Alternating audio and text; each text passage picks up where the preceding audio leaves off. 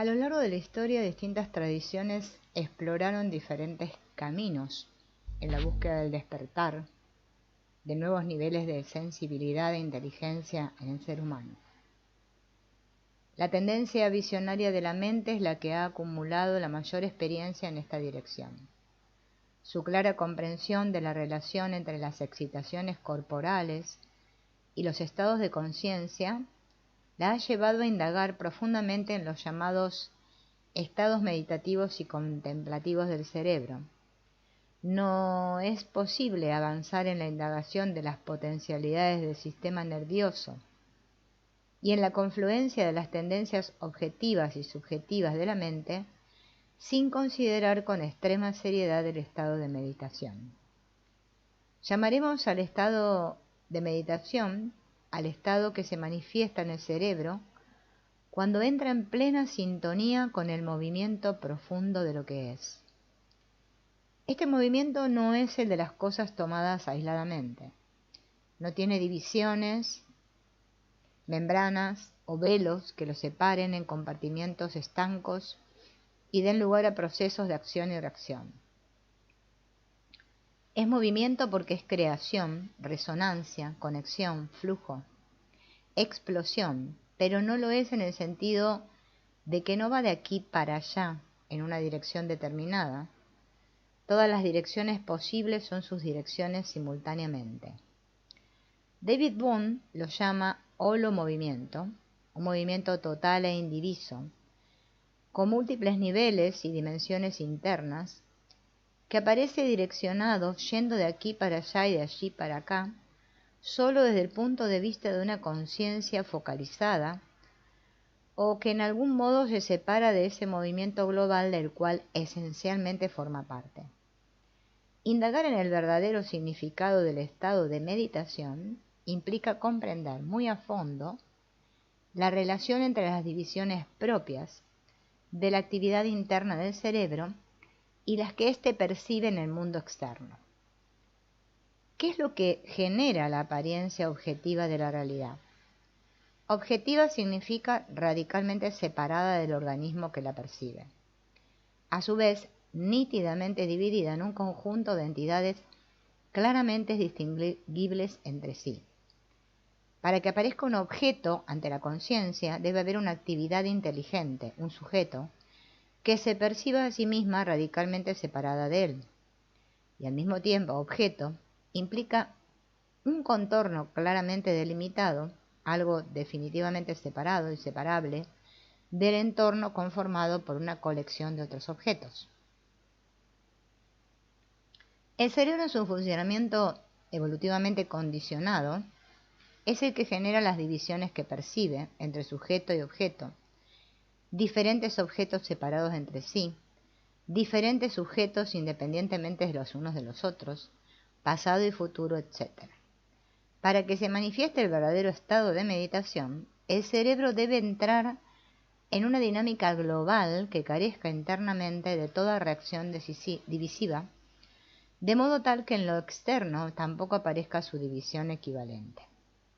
No puede entonces la persona ser o el sujeto ser el que medita. La persona o el sujeto son solamente un aspecto de la actividad cerebral. Meditar significa que es el organismo humano en su totalidad quien entra en sintonía con el estado indiviso, sin reacción divisiva alguna en lo interno ni con lo externo. Esa y no otra es la actividad del estado de meditación. De allí que no exista meditador alguno, por lo menos en los términos en que los humanos concebimos al sujeto que realiza una acción. El movimiento indiviso solo puede aparecer en un cerebro cuyo movimiento interno sea indiviso.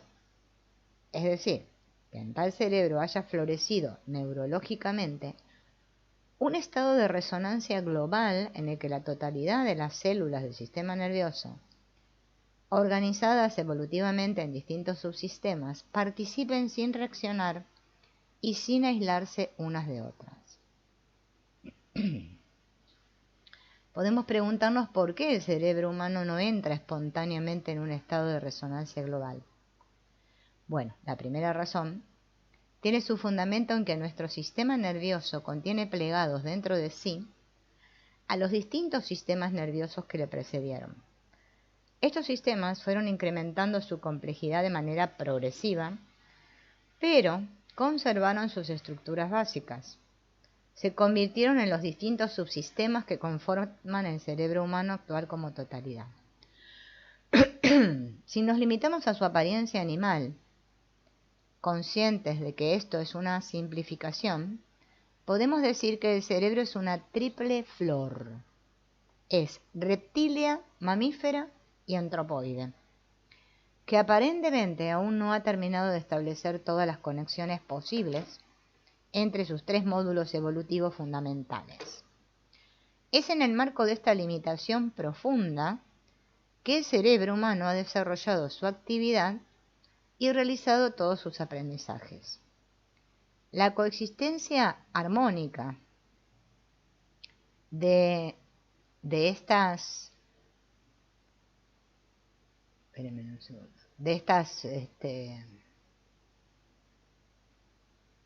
tres dimensiones internas, las vitales, las emocionales y las cognitivas, no está plenamente resuelta en nosotros, en el sentido de que cada uno de estos subsistemas aún reacciona fuertemente a la actividad de los otros. Estas divisiones internas se reiteran, se refuerzan y se proyectan en nuestra relación con el mundo que percibimos como externo.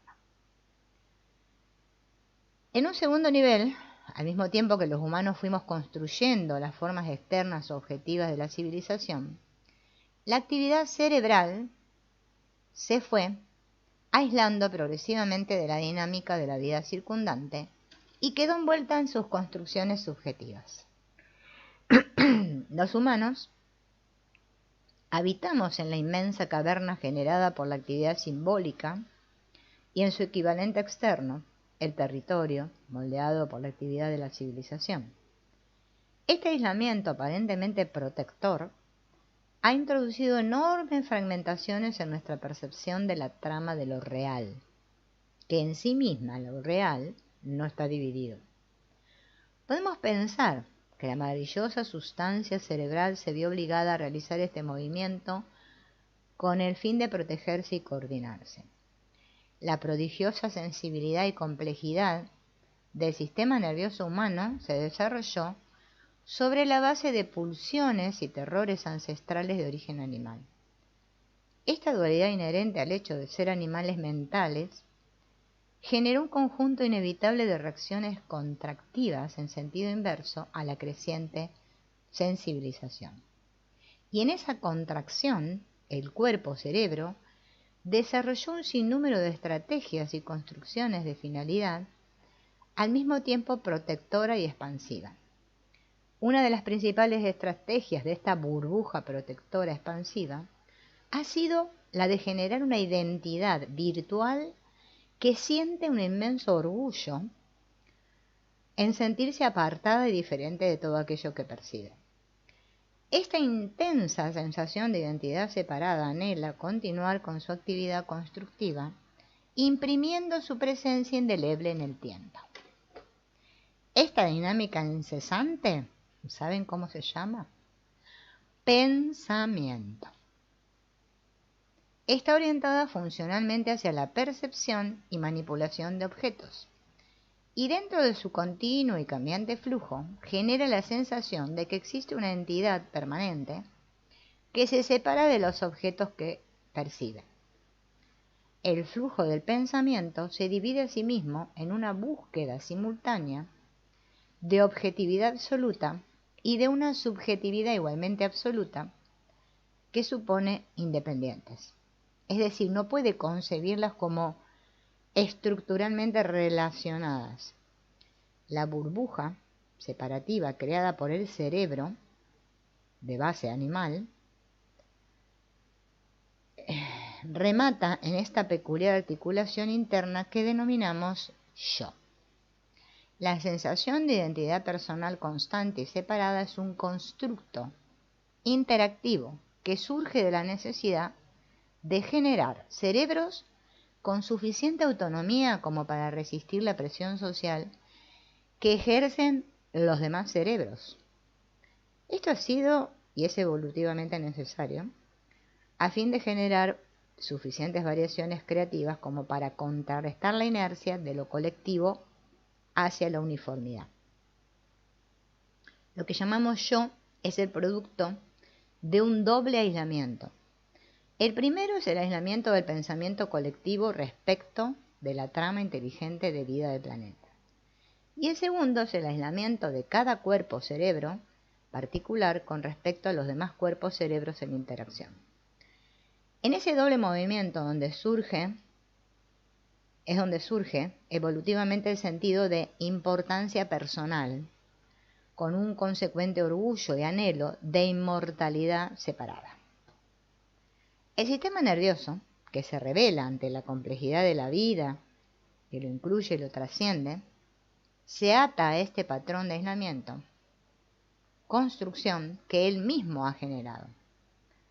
Si por alguna razón consigue atisbar, aunque sea por un instante, que la objetividad que ha creado es en realidad una construcción, se refugia inmediatamente en el opuesto de la subjetividad y busca en la dirección contraria y compensatoria de la anterior, en la interioridad de las realidades no sensoriales.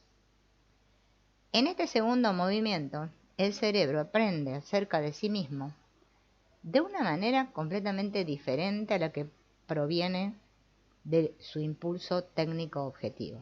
Sin embargo, cada vez que se retrae hacia la interioridad, sin haber comprendido previamente el conjunto desordenado de marcas que la experiencia sensorial dejó impresa en él, el desorden acumulado durante la experiencia externa se traslada a sus percepciones internas. El miedo, el deseo, el anhelo de dominio, la búsqueda de premio y el temor al castigo, los pulsos sexuales y agresivos, la negación de la muerte, entre otros.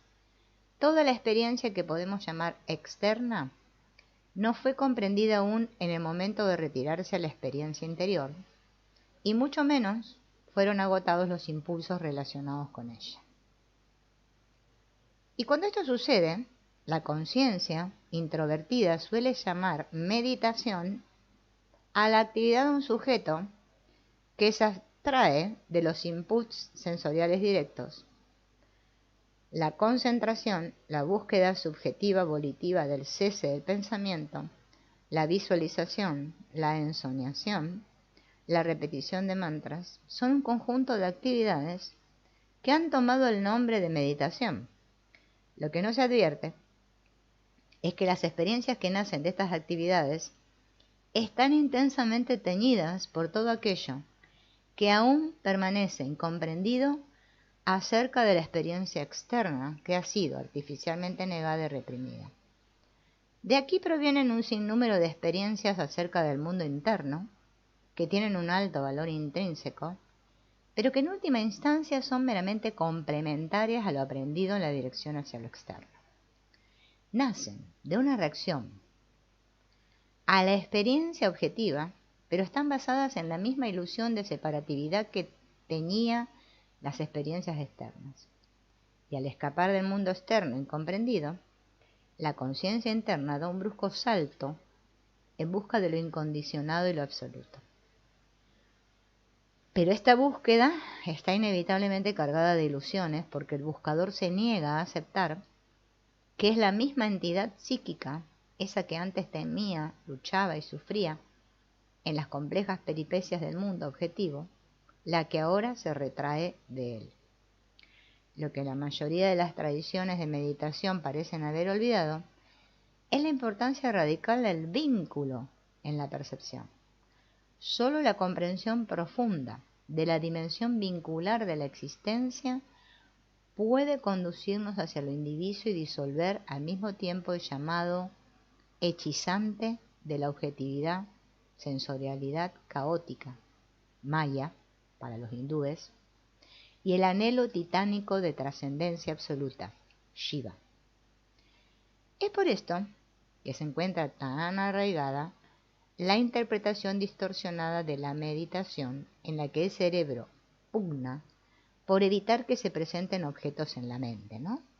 Es como que uno se pone a meditar y quiere que la mente se quede quietita y tranquilita, que no haga nada. Eso es lo que creemos, ¿no? Bien.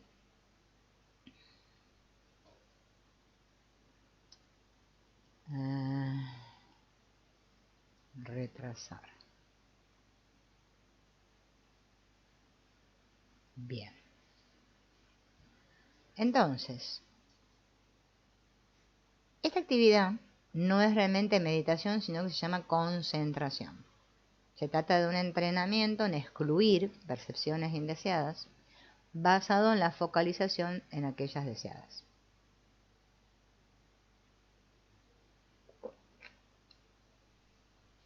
La concentración implica fijar la actividad mental en algún objeto o entidad superior o supuestamente absoluta que cancele la aparición de los objetos relativos en la mente. El objeto absoluto habitual es Dios, aunque existen un sinnúmero de herramientas intermedias, y es indudable que esta meditación concentración ha sido y es muy útil durante los estadios inmaduros en los que la actividad cerebral es demasiado fluida y el cuerpo está excesivamente excitado.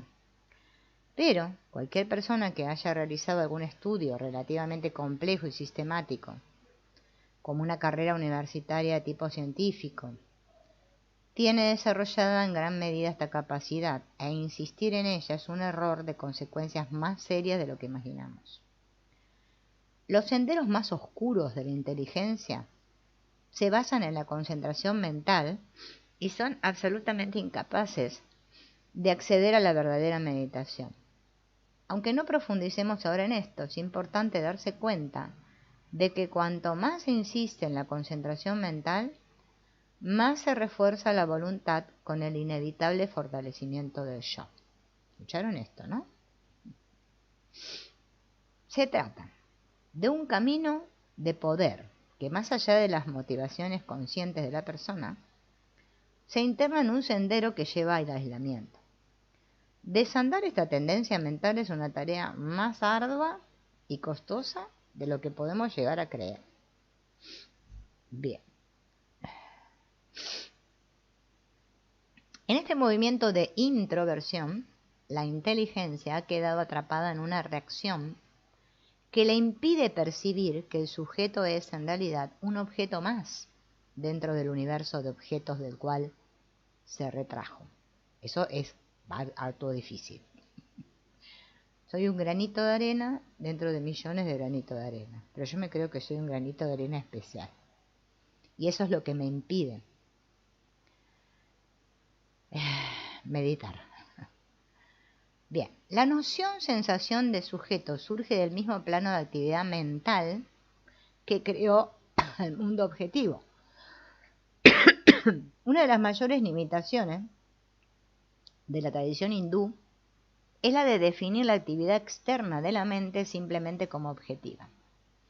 La crítica a la mente exteriorizada los ha empujado hacia el interior y los ha llevado a concebir la existencia de una mente subjetiva completamente independiente de la objetiva, sin darse cuenta de que al hacerlo, el cerebro ha quedado atrapado en el opuesto del movimiento anterior. La perplejidad de los hindúes ante Krishnamurti posiblemente se origina en esto, por cuanto les revela el truco fundamental de su tradición mental. En este sentido, Krishnamurti está mucho más cerca del budismo, y esta es probablemente una de las razones por las cuales el hinduismo no pudo reconocerse en Buda. El primer movimiento que hace el cerebro cuando descubre su actividad constructora de objetos es la de replegarse internamente para indagar en ella, pero sin cuestionar la correlativa construcción del sujeto. Esto no debe sorprendernos, dado que ante cualquier descubrimiento importante, la naturaleza misma del sistema nervioso lo lleva a reaccionar en dirección opuesta a aquello que acaba de percibir como falso. Este movimiento mecánico inhibe cualquier impulso a complejizar. En este caso, complejizar significa aprender a percibir un mundo, no de cosas, objetos, sino de relaciones. Solo de esta manera el cerebro puede aprender a observarse a sí mismo en sus dinámicas interactivas, sin separarse de aquello que observa. Percibir la relación estructural entre lo percibido y aquello que percibe, entre el adentro y el afuera, lo objetivo y lo subjetivo, el pasado y el futuro, el observador y lo observado, requiere una enorme madurez para el sistema nervioso. Si realmente indaga en esta dirección, tarde o temprano se verá obligado a cuestionar todos los supuestos y creencias en los que sostuvo su milenaria actividad tecnológica y objetiva, lo cual incluye el fascinante conjunto de experiencias subjetivas o visionarias que las complementan. Es decir, que aprender a percibir la realidad como una red de relaciones es un paso esencial que nos lleva a descubrir la exigencia inconsciente de nitidez a la que estamos sometidos por la actividad tecnológica. Nitidez significa delimitación precisa de las formas, es decir, conceptos, cosas, entidades, estados, sensaciones, imágenes, lo cual incluye la clara delimitación de quién es el que piensa, siente, observa y actúa. El desarrollo de la capacidad de resonancia, cualidad fundamental del sistema nervioso, queda grosera o sutilmente inhibida en la dirección anterior. Apenas el contorno nítido de la forma se diluye en la percepción reticular de relaciones, el modo de percepción que caracteriza al sujeto diferenciado entra en crisis. Abrirse a la interacción como fundamento perceptivo dispara de inmediato un conjunto de sensaciones asociadas a la confusión. En la medida en que el cuerpo-cerebro sale de su aislamiento protector y se entrega a la percepción interactiva, el flujo de información que se libera aumenta de un modo exponencial y lleva al incremento correlativo de la resonancia. Desarrollar la capacidad de establecer conexiones que integran información dispersa, proveniente de distintos niveles, asimilando correctamente el efecto de los bucles interactivos multidimensionales que están en juego, exige un intenso entrenamiento, completamente opuesto al que nos hemos entregado durante buena parte de nuestra vida. Concentrar y distinguir significa limitarse a reunir estímulos semejantes, estableciendo umbrales de exclusión de las informaciones divergentes sumamente altos. Las relaciones que encuentra el cerebro entre aquello que ha distinguido en exceso son siempre externas, es decir, dependientes de sus formas. Relacionar es encastrar, encontrar cómo se acomoda una pieza a la otra. Esto es pensar, y el modo en el que el lenguaje arrastra a la mente en esta dirección es algo que debemos considerar cuidadosamente. Aunque la imaginación es más fluida que el pensamiento, también el imaginar es en gran medida un encastrar, puesto que las imágenes que producimos están enraizadas en la percepción de los objetos.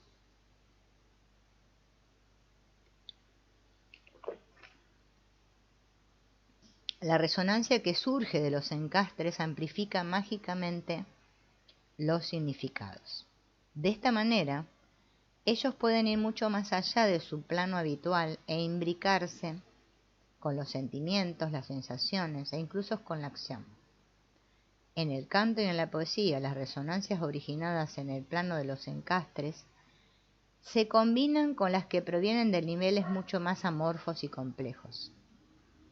Es en esta delicada frontera donde puede hacerse visible la profunda diferencia entre el pensamiento que surge de la actividad combinatoria de un sujeto de aquel que emerge de la acción creativa del vacío o completa ausencia de sujeto. El pensamiento que se origina en sí mismo es la manifestación de una atención dividida, absorbida por la alternancia de sus focos, adentro, afuera, yo, el otro, pasado, futuro, en una secuencia de acciones y reacciones que no tiene final. El rango de este pensar parece extenderse indefinidamente en base a traslaciones, agregando continuamente información a la plataforma construida en la experiencia de la separación. Pero es el pensamiento el que genera los objetos, los relaciona asociativamente y agrega lo que previamente sabe, memoria, para completar su movimiento divisivo. Este movimiento no puede dejar de ser incesante porque no opera por plenitud, sino por carencia, dado que nace de la exclusión, la reacción y el aislamiento. Se trata de la dinámica de una carencia activa en lugar de una serenidad receptiva. Si esta excitación no es comprendida, es imposible que el cerebro se comprenda a sí mismo como una superficie de contacto entre dimensiones.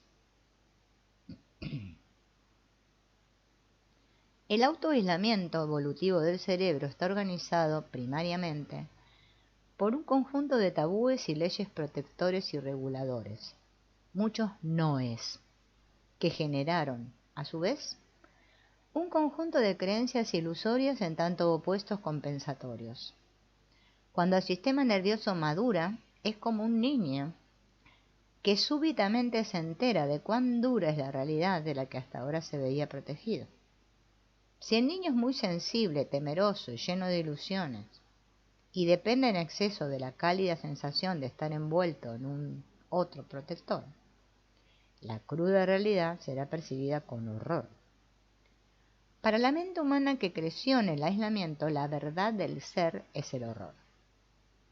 La progresiva maduración del cerebro forma parte de la evolución planetaria.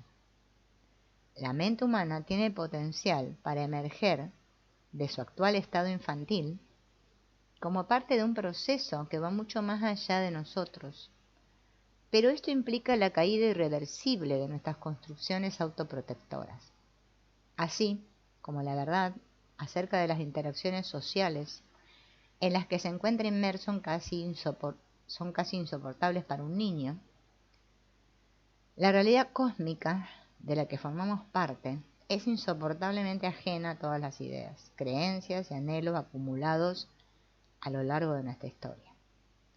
Desde este punto de vista, las enseñanzas místicas provenientes de las religiones organizadas no son otra cosa que cuentos para niños en términos de complejidad cerebral. Tal es en realidad su función. A su vez, deberíamos comprender las ideas y anhelos más complejos propios de las tradiciones espirituales más maduras, como narraciones juveniles acerca de lo real. Cuando somos niños, adolescentes e incluso jóvenes, debemos atravesar innumerables desilusiones y soportar cruentos encontronazos psíquicos con la realidad antes de convertirnos en un ser humano relativamente maduro. De manera análoga, el cerebro debe atravesar por un proceso extremadamente complejo antes de alcanzar lo que podría llamarse su madurez. Una gran cantidad de seres humanos no han desarrollado aún el estado psíquico que les permitiría vincularse maduramente en el nivel social. La psicología moderna parece haber tomado esta tarea sobre sus espaldas. Pero aquí estamos hablando de algo enteramente diferente. Un psiquismo precariamente adaptado a la vida social se encuentra en un estado infantil. La mente humana civilizada expresaría lo sumo la actividad de un cerebro que está llegando al fin de su infancia. Una importante cantidad de seres humanos ha atravesado y está atravesando las crisis propias de lo que podríamos llamar la adolescencia y la juventud cerebral. Estas fases de crecimiento se caracterizan por la presencia de un conjunto de aprendizajes desilusiones y terrores muy específicos. Algunas tradiciones han denominado iniciaciones a estos saltos en la complejización de la inteligencia. En un lenguaje juvenil, estas suelen aparecer como procesos excepcionales e individuales, pero es necesario que aprendamos a considerarlas como efectos de procesos globales mucho más profundos. El riquísimo simbolismo que expresa naturalmente la exquisita sensibilidad de un sistema nervioso juvenil, refleja un conjunto de construcciones que en su momento también se revelarán como ilusorias y autoprotectoras. Ese estadio, quizás, exprese la floración de la mente propiamente humana. Jung dice que así como el reino vegetal produce flores, la mente humana genera símbolos. El prodigio de simbolizar es el que debe ser comprendido en su fundamento para que destellos de la verdadera meditación surjan espontáneamente en el cerebro. En sus primeras etapas la mente en el humano aprende a simbolizar en forma ciega. Más tarde, queda fascinada por los símbolos más complejos que brotan como flores mágicas de los cerebros más maduros. En esos cerebros se manifiesta la prodigiosa capacidad de simbolizar, ya sea en un matemático, un místico, un artista. En aquellos organismos en los que estas tendencias aparentemente divergentes confluyen. En ellos se empieza a comprender que no solo la mente humana crea símbolos, sino que la vida misma es símbolo para la mente humana. La primitiva y ciega fascinación por la naturaleza y el mundo de los objetos comienza a revelar los secretos simbólicos que la velaban. En esa etapa, sensación y significado se entremezclan en una espiral de embriagadora belleza. En la medida en que la simbolización florece, el cerebro comienza a indagar en el proceso mismo de simbolizar y descubre asombrado que éste no nace unilateralmente del cerebro humano, sino que proviene de las entrañas de la evolución y florece en relación con dimensiones mucho más vastas. Lo que hoy solemos llamar el plano de los arquetipos se revela en ese momento como una dimensión en sí mismo. Y frente a esta experiencia el cerebro intenta desesperadamente diferenciarse del proceso en el que se siente atrapado y al mismo tiempo que se fascina por él. Más tarde, la nueva tentación será la de permanecer en este nivel de resonancia como si fuera lo único posible. Consciente o inconscientemente, la mente humana tiende a apropiarse de las formas sutiles que reverberan en ella y se propone construir un sendero de inmortalidad a través de ellas. Extraviarse en este laberinto es un peligro absolutamente real.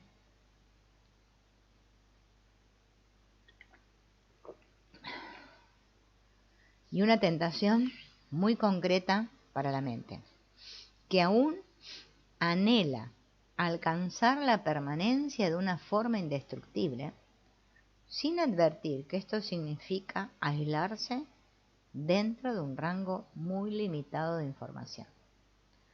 Así como la mente infantil en nosotros permanece hechizada por las tareas concretas y las problemáticas propias de los hechos cotidianos, el nivel juvenil de la mente observa embelesado a la danza interminable de los significados, el mágico entretejido de los símbolos que vinculan el adentro con el afuera, y anhela una existencia eterna en esa malla fascinante.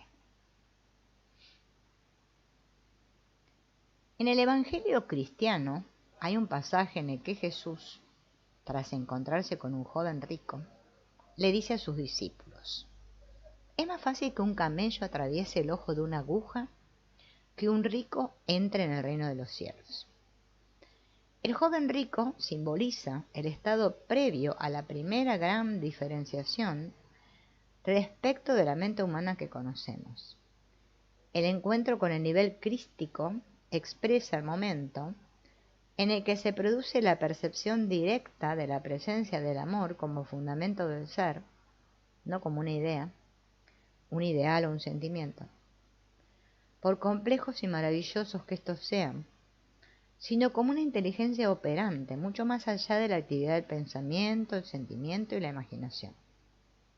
Solo el insight profundo acerca del vínculo como fundamento perceptivo puede destruir de raíz todas las tendencias mentales que corren incontenibles hacia el aislamiento y la construcción incesantes de formas. Para el joven rico, esto implica reconocer como inevitable el colapso de todas las construcciones anteriores, por sutiles, maravillosas o esotéricas que éstas puedan ser. Él asiste al inevitable marchitarse de las flores de la simbolización. El sistema nervioso comienza a registrar sensitivamente la presencia explosiva del amor que destruye los sueños y proyectos de los linajes más sutiles que habitan y habitaron la Tierra. La entera historia de la especie humana, en ese cerebro particular, intentará resistirse y negar la presencia de un orden que jamás había imaginado. El joven rico se siente atrapado en una opción insondable, pero su única alternativa es permanecer allí hasta que los profundos impulsos que generaron la ilusión de la separatividad comiencen a disolverse por sí mismos en la intensidad de aquel insight. Hágase tu voluntad y no la mía, es la frase que simboliza este momento. La voluntad de poder propia de la mente en el ser humano y de las más oscuras memorias planetarias se estrella ante una realidad vincular amorosa, tan inexorable como alejada de todo lo que había imaginado. En ese nivel, el cerebro se ve obligado a explorar un enorme conjunto de reacciones que interpretan la presencia del amor como una voluntad que intenta dominarlo. La triple flor de la evolución terrestre resuena por primera vez con las triples flores que habitan más allá del tiempo. El cerebro que ha nacido en la Tierra resuena en la inmensidad de la muerte, la libertad y el amor, o como queramos llamar a esta presencia triuna. Todo el orgullo y la rebelión ocultos en los pliegues más recónditos de la inteligencia material se agitan en la raíz del sistema nervioso en respuesta a este encuentro. La docilidad y la mansedumbre que lo atemporal imprimió sobre la materia a lo largo de toda la evolución es lo que ha permitido al joven rico encontrarse con el Cristo. Es esa docilidad la que deberá operar ahora en todas las células y por esa razón este encuentro no puede ser forzado. Quizás ese cerebro particular recuerde los destellos de inmensidad que los antiguos linajes atesoraron. De qué manera en cada momento del pasado la explosiva naturaleza del amor, la libertad y la muerte se reveló en nosotros, los humanos, y generó una cascada de símbolos y significados, creencias y tradiciones. La vincularidad puede empezar a ser sentida a través de sensaciones que no pudieron ser grabadas por la memoria y que por esa razón no pueden ser nombradas. Lo desconocido se revela íntimamente, es decir, tanto en lo interno como en lo externo, y destellos de la verdadera creación pueden comenzar a ser percibidos por un cuerpo-cerebro profundamente dócil que aprende inteligentemente a entregarse y permite que se disuelvan los patrones de acción y reacción grabados en él hasta quedar inmerso en la meditación.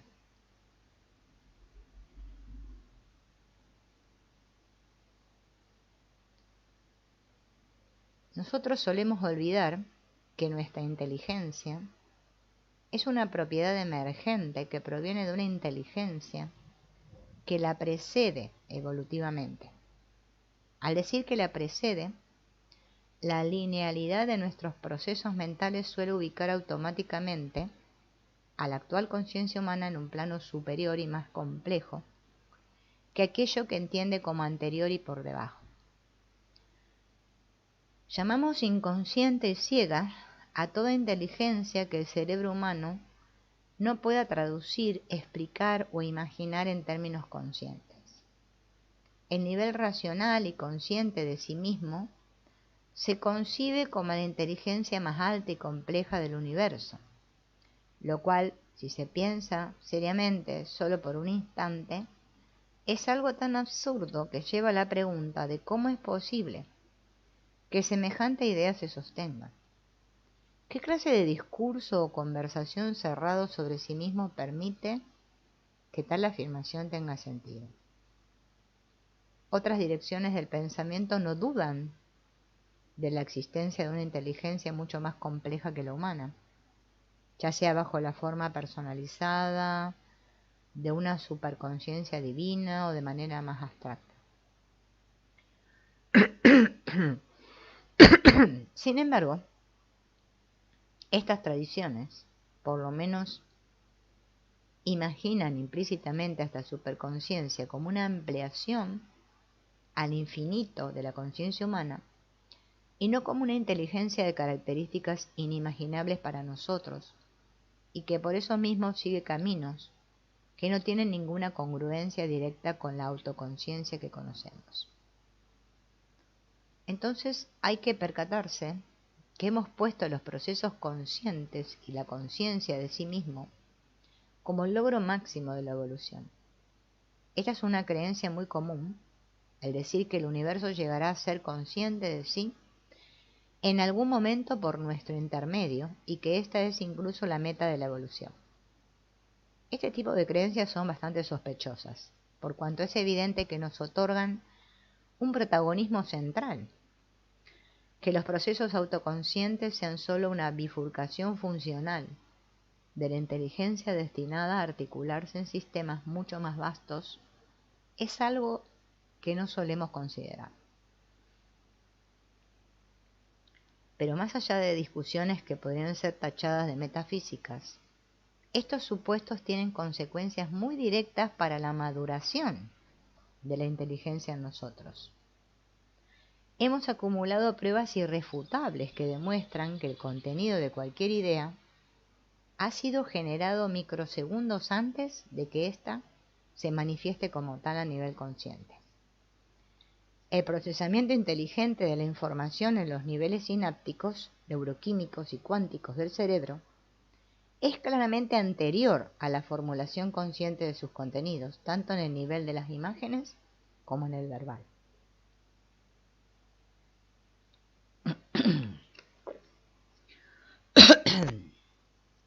Esto quiere decir, sin sombra de duda, que hay actividades que nosotros llamamos ciegas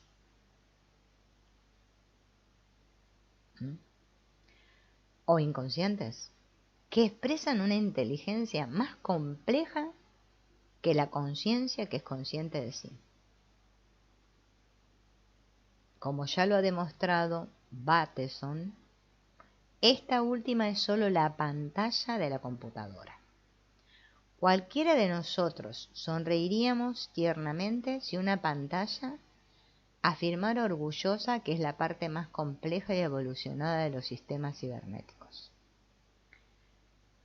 La inapreciable contribución de Jung a la mente contemporánea es su enorme valoración de los procesos inconscientes y la clara afirmación de que todo incremento en la inteligencia solo puede producirse en la medida que el nivel consciente se disponga a establecer una nueva y más rica relación con lo no consciente. Él mostró con gran claridad de qué manera el nivel consciente se opone o resiste a los contenidos no conscientes, negándose sistemáticamente a valorar e incluir en su procesamiento de información aquellos que provienen en forma directa de esa dimensión.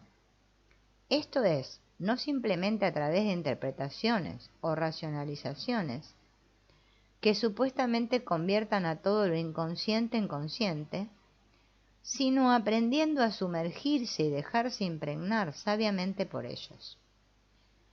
Para que la totalidad del sistema opere correctamente, el nivel consciente debe tener muy en claro sus limitaciones funcionales a fin de permanecer abierto ante el flujo de información que tarde o temprano va a refutar sus construcciones. Los niveles de inteligencia que construyen deben estar al servicio de aquellos que exploran, sondean, registran, resuenan y se vinculan con aquello que está más allá de lo construido.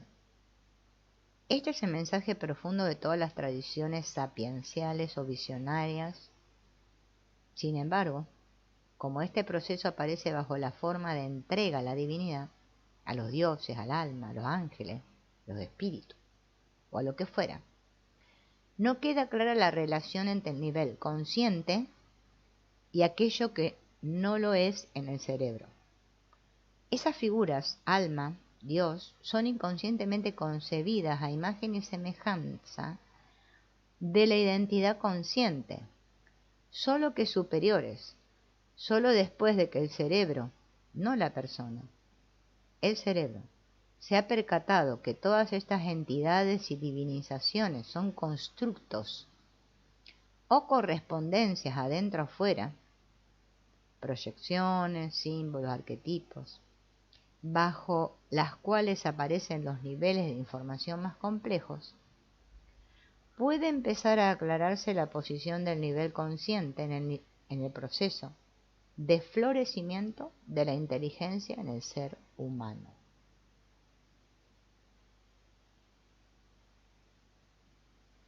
Es decir, que aquello que habitualmente llamamos iluminación es en realidad el estallido final de los filtros y condicionamientos milenarios acumulados por la experiencia evolutiva. Esto implica el completo pero sabio naufragio del nivel consciente en el aterrorizante océano de lo no consciente. ¿Qué queremos decir con el uso simultáneo de las palabras sabio y naufragio? Si este naufragio, inmersión, disolución, suspensión, no se produce de determinadas y rigurosas maneras, la desorganización de los niveles conscientes y socializados del cerebro alcanzará un punto de no retorno y se producirá aquello que modernamente llamamos psicosis, o por lo menos estados de delirio que no podrán ser contenidos o armonizados de manera alguna por los niveles socializados. Aunque no se suele hacer hincapié en esto, sabemos que todos los seres humanos en los que se han manifestado estados de inteligencia realmente trascendentales han atravesado por episodios e incluso largos periodos que en rigor deberíamos llamar psicóticos, prepsicóticos o delirantes. Esto es evidente en el caso de Krishnamurti y el de muchos otros iluminados contemporáneos de quienes existe documentación no distorsionada por los discípulos. En el caso de Sri Aurobindo, cualquier psicólogo occidental diría que el suyo es un discurso delirante, y así prácticamente en todos los demás casos en los que se nos revela una conciencia no directamente congruente con la humana que conocemos y validamos. La falta de comprensión acerca de esto, incluso en las personas que se consideran a sí mismas espirituales y buscadoras de la verdad, presenta dificultades muy específicas para la maduración de un cerebro occidental moderno.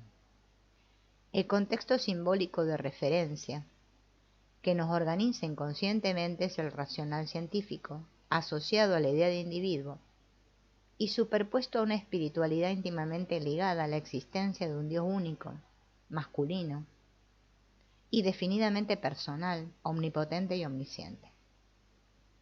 Cualquier percepción que implique la ruptura de este contexto psíquico es ubicada en forma automática por nuestro cerebro en la dimensión del delirio y por eso se activan de inmediato las defensas y resistencias propias del contexto psíquico occidental moderno. Un cerebro que se mueve en un contexto chamánico o en el hindú, por ejemplo, tiene a su disposición una gama de opciones mucho más rica, las que le permiten explorar y sumergirse cómodamente en niveles no conscientes por mucho más tiempo, antes de sentirse en peligro o capturado por fuerzas inmanejables. Para nosotros, en cambio, el campo de lo irracional es inmenso, e irracional automáticamente significa peligro para un cerebro occidental, algo de lo cual debemos defendernos o sucumbir. Que el cerebro se permita navegar por sus profundidades a fin de explorar la naturaleza de la inteligencia de la cual provenimos, implica tolerar la invasión de una avalancha de contenidos imposibles de ubicar en el contexto psíquico occidental moderno. Debería ser evidente para nosotros que cualquier expansión real de la sensibilidad nos llevará a registrar o interpretar la existencia de fuerzas, corrientes o presencias que nuestro lado racional significará como un retroceso cognitivo, como el de ser capturados por lo oscuro. Esto hace que no podamos comprender que ciertos procesos, los cuales podrían perfectamente ser catalogados como prepsicóticos, son inevitables en la indagación de los niveles más profundos de la inteligencia.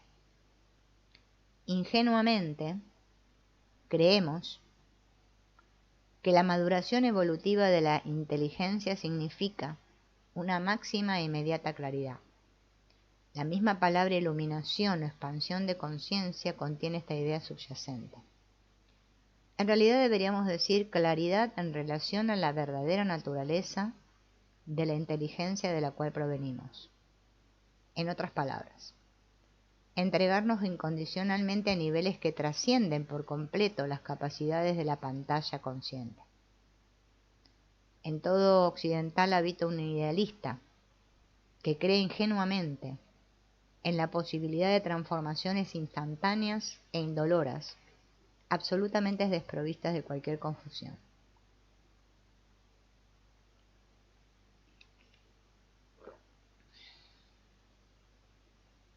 Pero, en realidad, todo idealista enmascara a un escéptico que no está dispuesto a aceptar realmente la total refutación de su contexto arquetípico inconsciente.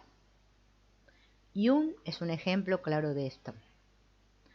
Apenas ese tipo de fenómenos empezaron a manifestarse en su vida, se replegó aterrorizado hacia niveles más racionales de su investigación.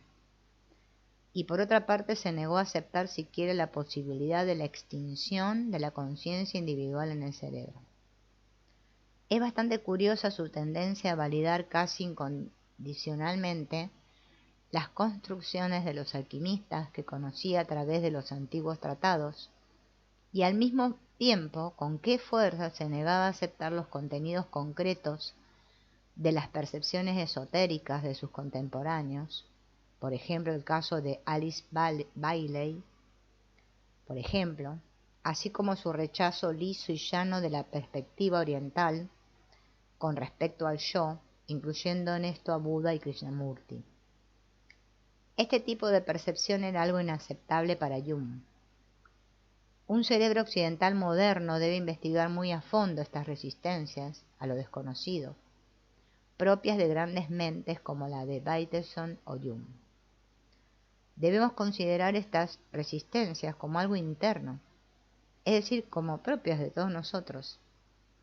Y al mismo tiempo debemos hacernos cargo también de la tendencia oscura del psiquismo occidental cada vez que se entrega a lo no consciente.